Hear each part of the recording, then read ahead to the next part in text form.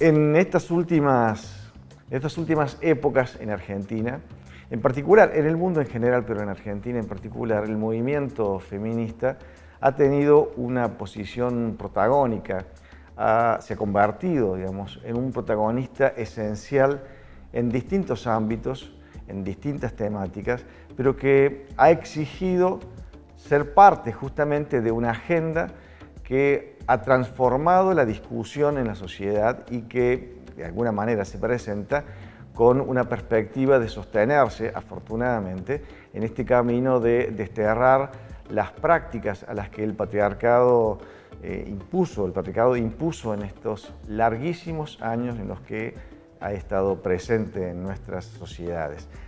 Para hablar de estos temas hemos invitado a alguien que es protagonista desde diferentes lugares y que es parte, sin duda, una parte fundamental de ese movimiento feminista en Córdoba y en Argentina. Hola Keka, ¿cómo estás? ¿Cómo andas? Bienvenida. Muchas gracias por invitarme. No, gracias a vos por estar aquí, por compartir con nosotros esto que es una lucha que no empieza hoy, en tu caso que tiene muchos años, ¿no? ¿Cómo fue? Años. Bueno, el feminismo en Argentina empieza bien fuerte, digamos, después de la dictadura militar y se congrega en los primeros encuentros nacionales de mujeres que iniciaron en el 1986, que al principio eran más pequeños, digamos, eran las compañeras que venían ya de una práctica feminista en la década del 70 y bueno, y empezaban como a discutirse diferentes temas de la agenda del feminismo que tenían que ver con trabajo, educación, sexualidades, derechos sexuales y reproductivos, porque ya habían transcurrido algunas convenciones internacionales como la CEDAW, que había empezado a hablar del tema de los derechos, de la prevención de la violencia de género. Y bueno, a partir de ahí todos los años se hace un encuentro de mujeres en diferentes puntos del país, se decide cada año el próximo encuentro, entonces es como que hubo encuentros en todas las ciudades medianas y grandes de este país y fueron creciendo en inclusión, en temáticas de debate y bueno, hace 2 encuentros que no se llaman solamente encuentros de mujeres, sino de mujeres, trans, travestis, lesbianas. Y ahora en el último encuentro se decidió que no sea nacional, sino también plurinacional, porque las compañeras indígenas también quieren tener su presencia y cuestionan el concepto de nacional. Cuando vos hoy, situada en el presente, mirás hacia atrás y podés ver y recordar, porque has sido protagonista, lo que ha significado, digamos, este proceso, ¿cuáles dirías que han sido los hitos que han permitido que hoy el feminismo alcance este nivel de organización, de incidencia, de presencia en la agenda cotidiana? Bueno, uno de los hitos fue la campaña por el derecho al aborto legal, seguro y gratuito, que se fue construyendo a partir del Encuentro Nacional de Rosario, creo que fue el 2004. En ese encuentro, siempre en los encuentros había un taller que era sobre aborto, anticoncepción y aborto. Y bueno, y ahí se empieza a pensar un taller que es estrategias para el aborto legal, seguro y gratuito. O sea, pensar cómo podemos llegar a debatir, a discutir y a meter este tema en la agenda y sobre todo en el Congreso, ¿no? A partir de ese taller se arma la campaña por el derecho al aborto legal, seguro y gratuito, que se construye en Córdoba en una reunión que se hizo en ATE, ¿no? Ahí se instala la campaña y la campaña empieza a congregar muchísimas organizaciones, desde instituciones educativas como universidades, sindicatos, organizaciones sociales, donde las mujeres, bueno, tienen un protagonismo relevante, ¿no? Y a partir de la campaña es como que se empieza a construir, digamos, este lema, ¿no? Educación sexual para decidir, anticonceptivos para no abortar y aborto legal para no morir, generando no solamente una demanda hacia el Estado, sino también un monitoreo hacia las políticas públicas que ya se estaban implementando.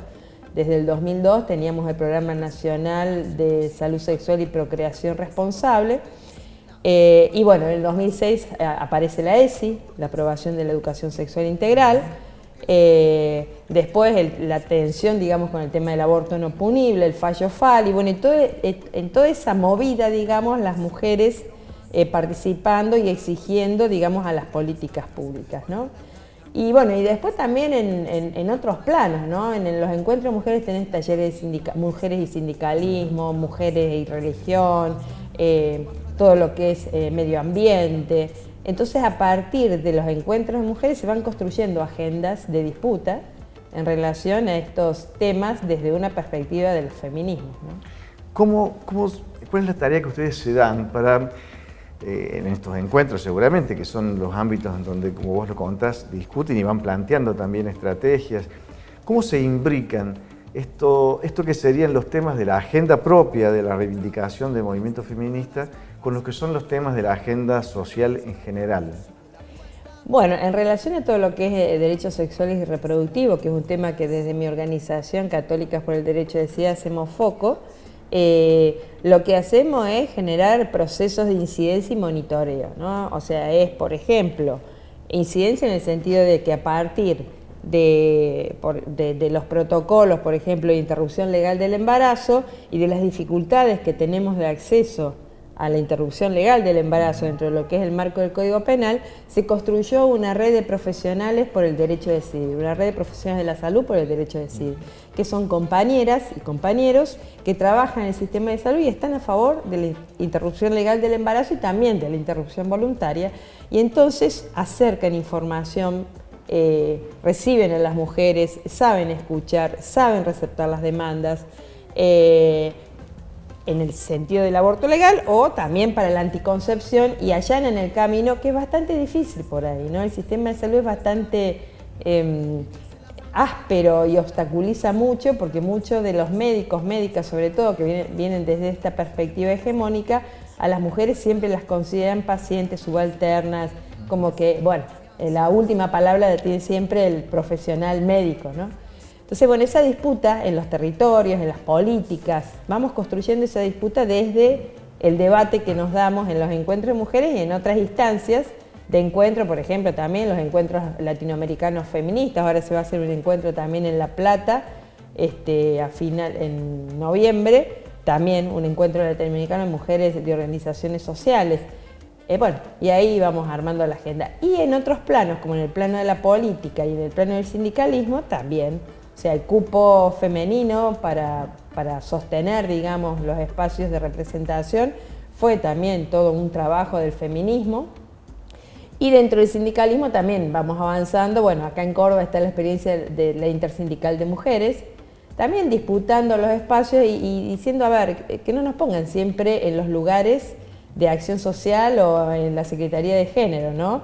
Reproduciendo este lugar de cuidado que siempre nos ponen a las mujeres. Bueno, acción social es, bueno, proveer, la fiesta del Día del Niño, pero no en los lugares de conducción donde se discuten cuestiones que tienen que ver con, bueno, con las condiciones de trabajo, donde las mujeres a veces somos las más afectadas. Son muy fuertes los estereotipos construidos a lo largo de estas centurias de patriarcado, ¿no? ¿Cómo se trabaja en esa deconstrucción? Yo creo que las que van a reventar todo, van a transformar el mundo, van a ser las pibas. Las pibas, 15, 16, 17, 20 años, se paran de otra forma y ya no piden permiso. Nosotras como que íbamos, bueno, si la lista se construye así, las pibas van fuerte, van marcando un paso diferente, que creo que fue producto también de todo nuestro trabajo generacional en los diferentes espacios. Y la irrupción de las hijas, como decimos, ¿no? Aparecen las hijas y las nietas, porque hay muchas militantes feministas que van con sus nietas. En el debate por el derecho al aborto apareció tan fuerte, y fuerte en el sentido de plantear esto de la autonomía. Mi cuerpo es mío. Nosotros las viejas veníamos trabajando el aborto desde esta dimensión más ligada a la justicia social, a la cuestión de la mortalidad materna, a la cuestión de la salud, el derecho a la salud. Pero las pibas plantean, no, es mi autonomía, yo quiero decidir si quiero o no ser madre. Y un accidente biológico no me puede a mí obligar a algo que yo no quiero. Entonces me parece que por ahí vamos a empezar a deconstruir el patriarcado. Que los varones también se van sumando, varones de sí. esa generación también, a los más viejitos por ahí les cuesta, pero, pero a los de la generación... Cuesta desprenderse de privilegios que estaban legitimados, sí. ¿no? Y que no se discutían. Claro, que nadie se obviamente.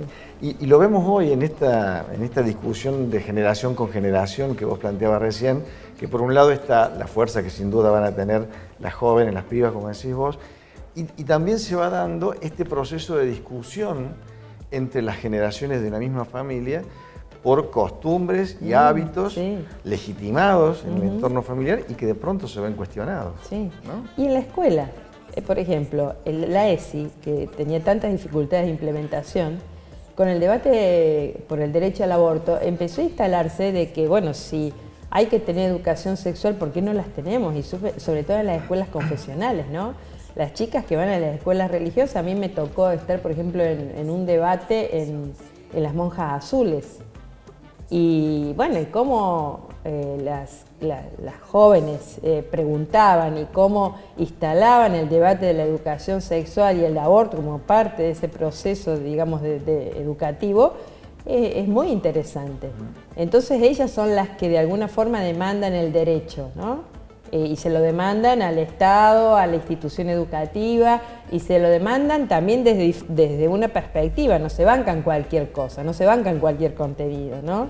Son indisciplinadas y eso está bueno.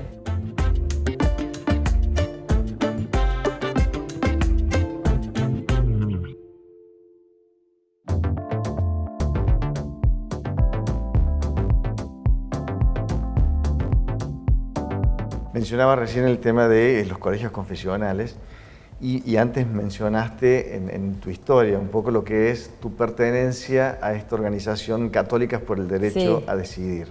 ¿Cómo nace en el seno de una institución como la Iglesia Católica, con principios tan férreos y en el caso de la interrupción voluntaria del embarazo con una posición muy firme? ¿Cómo nace esta organización que desde el propio seno de la Iglesia cuestiona uno de los aspectos que ha sido clave y emblemático a lo largo de toda su historia? Yo lo que creo que esta organización de alguna forma condensa lo que piensan un montón de mujeres católicas que, bueno, transcurren dentro o sea, son religiosas. Nosotros siempre decimos una cosa es la institución y otra cosa es la creencia, ¿no? Son religiosas, son creyentes, creen en la Virgen, pero les da por el... bueno, no están de acuerdo con la moral sexual de la institución Iglesia y sobre todo la moral sexual destinada a las mujeres dentro de lo que es la Iglesia Católica, que incluso no sabe ni siquiera leer de forma pertinente esta Iglesia conservadora el Evangelio de Jesús, ¿no?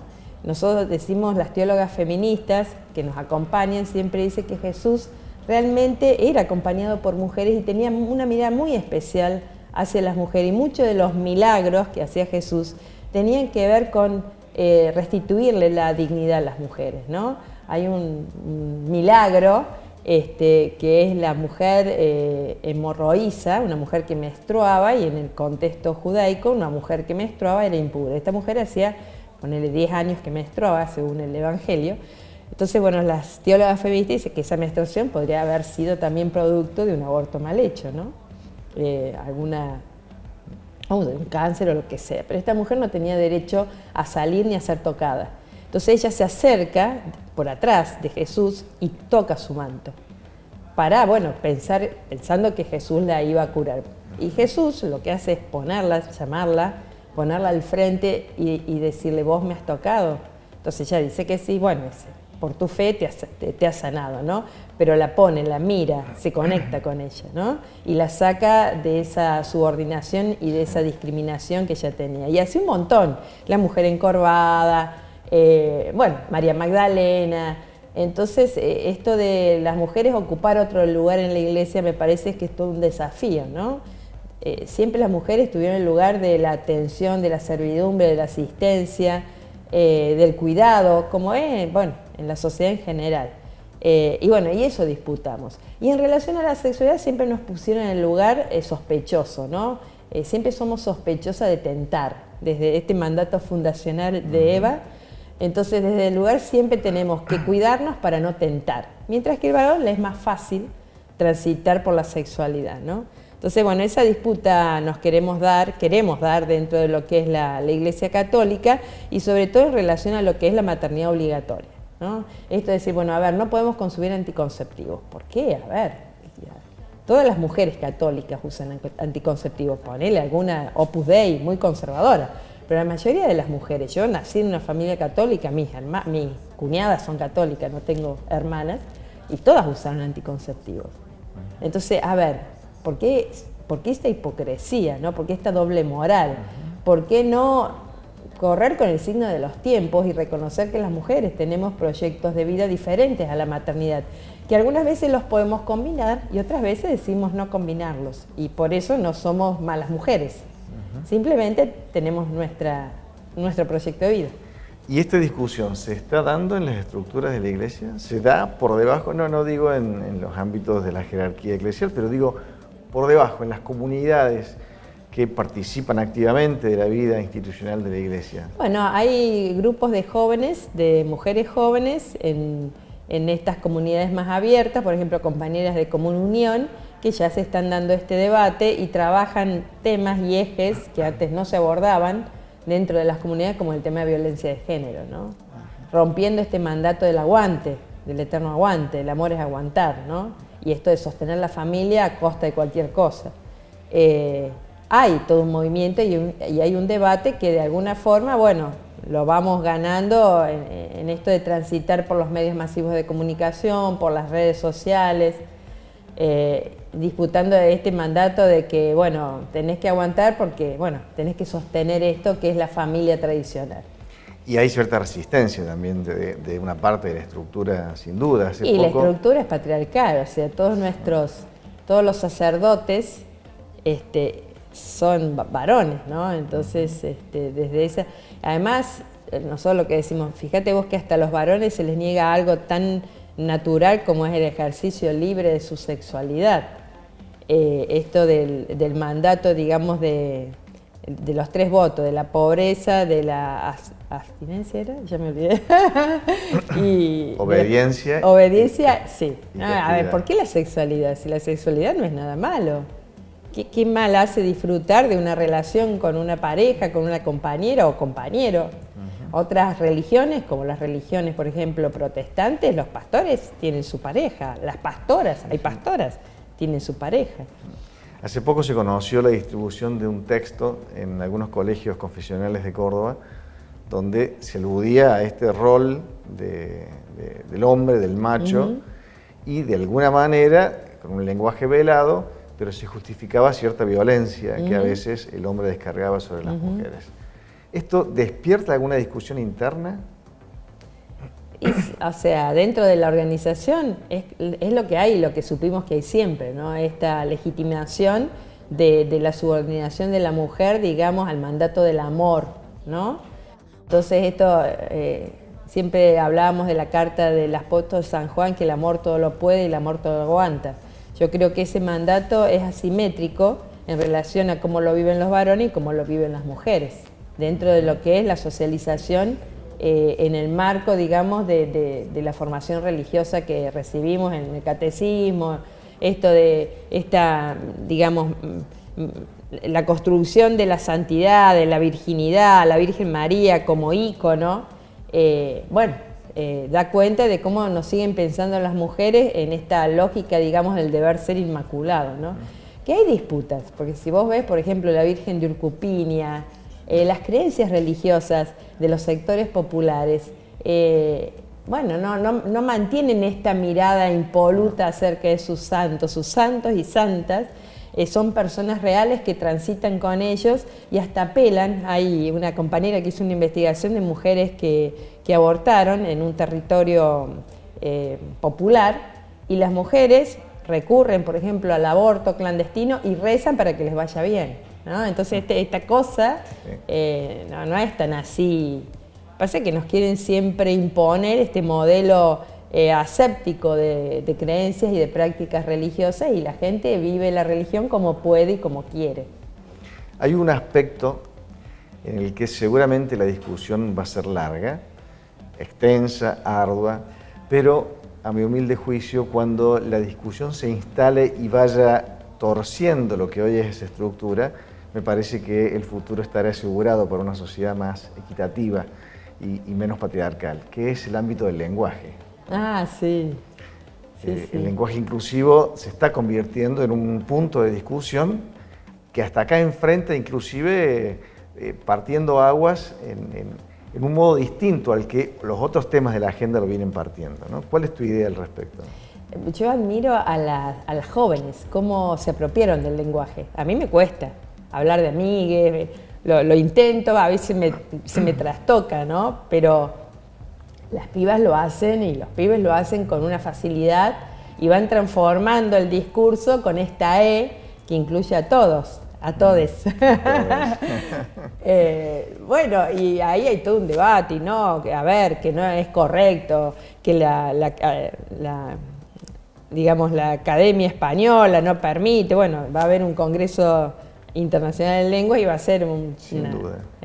Porque nada, digamos, de las reglas, de las normas sociales son eternas y son esencialistas. Eso también vamos como organización, ¿no? Y eso también apela al feminismo. Nada es natural, todo es una construcción social. Entonces, bueno, en ese marco de construcción hay cosas instituidas que de pronto no me sale la palabra, son instituyentes, ¿no? Sí, sí. O sea, esta tensión.